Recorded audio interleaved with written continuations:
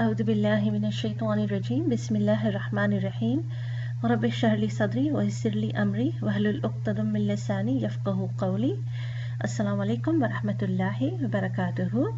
Welcome to the third review session of Protect This House, a class taught by Sheikh Yasir Birjas. This is brought to you by Qabilat Bushra.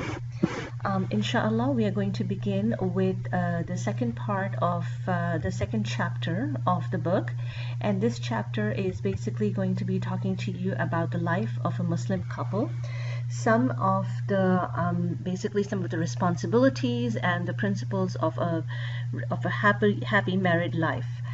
One of the things that is mentioned in the Quran is that marriage is basically a divinely inspired institution, and I think we spoke about this in the previous review session as well. So if marriage is a sacred covenant, then when you live the life of a husband and wife, there is nothing you can take back from one another, in that if something goes wrong, you cannot take something back from them. Sheikh Yasir talked about how successful marriages are based upon love and mercy. And in the Quran there is very little information about the rights and obligations of the husband upon the wife and the wife upon the husband, but there is a lot of information about love and mercy between the couple. So this is an indication and a reminder that love and mercy is more important than worrying about the rights of the husband and the rights of the wife, because love and mercy leads to a stronger relationship. The best example, of course, is that of Rasulullah sallallahu alaihi wasallam. His example of being with his wives and his family life is an example for us to follow. Rasulullah sallallahu alaihi wasallam also said that women are men's counterparts, so they basically complete each other. It is not a competition. It's not competing against one another, but rather completing each other and becoming a stronger marriage and a stronger couple. So the point is to try to help each other, and when there is a conflict, you should look at the conflict as a sign of growth and to take the relationship to a next level, which is a better level. So the conflict it should not be viewed as something negative, but rather conflicts would be looked at as something positive. And and when it comes to the rights and the obligations of the men and the women, husbands and wives upon each other, some of the basic things that we need to remember is that mutual rights is, of course, you need to treat one another with kindness, respect, and help each other become better Muslims. The rights of the husband is obviously, responding to his calls when he calls for bed, protecting the house in his absence. Similarly, the rights of the wife is treating her with kindness and love, and giving her the space to fulfill her religious obligations and so forth. And you can see more of this in the notes as well. But something that Sheikh Yasir reminded us during the class was, a lot of people said, well, financial responsibilities. The question was, what are the financial responsibilities, and what is extravagance, and what is not extravagance, and how do we make sure that we fulfill the rights of the wife in terms of financial responsibilities? And his answer was bil ma'ruf, what is customary of the time. So stick to that, whatever is customary of the time. Rules for a successful marriage. There were many, and we have listed them more in the notes, so make sure you read those. But just as a reminder, great relationships don't just happen, they're created. You have to work together, and the example that Sheikh Yasir gave was painting a beautiful picture. And if you paint a picture, you have to paint it together, and you have to work together to paint it.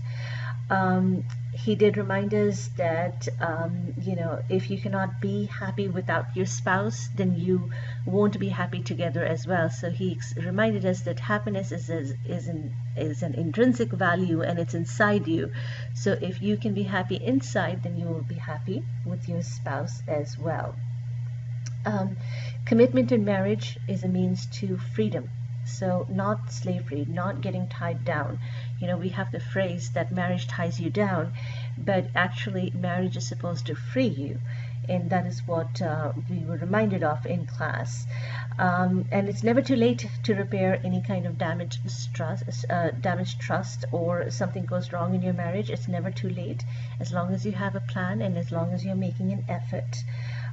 There is a lot that can be done. He did also remind us that in a marriage we have to focus on fadl and not adl. Adl is justice, and fadl is forgiveness. So he reminded us that while justice, adl, is good in a relationship, in a marriage, it is better to focus on fadl, which is forgiveness. So even if you know you are in the right, sometimes it is better to forgive and move on. And it's not always about you, of course. He did talk about communication, and that don't let the silence break your marriage, because silence can be very loud as well. Those were some of the examples. He did give the example of the story of Rasulullah sallallahu alaihi wasallam, and the story of Umar radiallahu ta'ala anhu going to find his daughter Hafsa and asking her about the rumor that Rasulullah sallallahu alaihi wasallam had divorced his wives. And that whole story, again, you can find it in the notes, but that is a story that you need to remember. Another story is about Aisha radiallahu ta'ala anhu and how she followed the Prophet sallallahu alaihi wasallam in the middle of the night.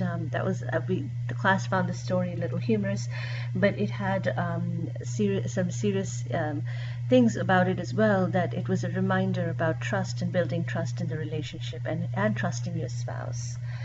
Another story that he spoke to us about was the food fight between Sauda and Aisha anhu, and how they had the food fight, and how it was okay to play pranks on one another, to laugh about things, and have a normal household. It wasn't a serious household. The story again of Rasulullah sallallahu alaihi wasallam and the honey that I think it was Hafsa or Zainab, one of them, who gave to Rasulullah sallallahu alaihi wasallam, and how the rest of the wives played a prank on him and told him the honey smelled.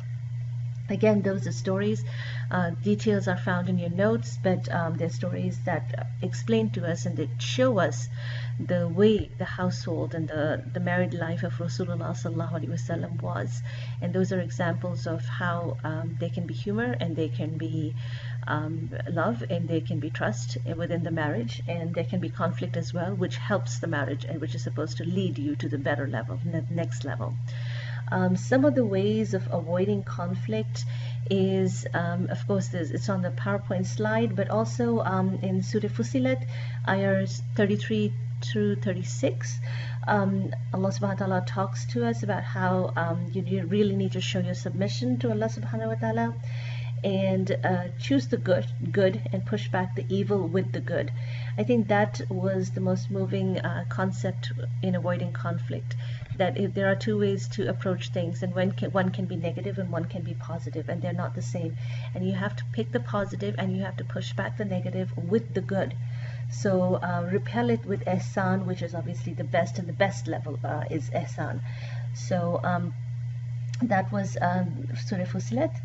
And when the shaitan comes and tries to whisper to you, just seek refuge with Allah subhanahu wa ta'ala, and rethink your plans, and go back to the path of doing good. So he did explain to us that sometimes we will fail and we will get confrontational, we will do things that we shouldn't, and that's when you say A'udhu billahi minash shaitanir rajeem, and then move on and keep doing good until doing good becomes a habit for you.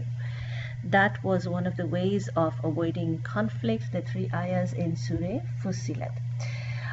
He did talk about the love and respect cycle as well. I believe that was Surah Al-Imran. I don't remember the ayahs, but it may be in the notes. It was basically about restraining your anger and not acting upon your anger, forgiving, of course, forgetting it like it never happened. You have to teach yourself to forgive and forget and move on, and respond with that which is the best. So respond with ihsan, and that's how we can maintain the love and respect cycle within our relationships and our marriage as well. The trap of expectation was probably one of the concepts that we discussed in a lot of detail in the class. It basically explained how the trap of expectation works. It starts in any relationship, it starts with uncertainty. If you're not aware of what's going on and you're not sure, it leads to anxiety, and then the next step is you have this fear of the unknown, and that can lead to resentment and anger.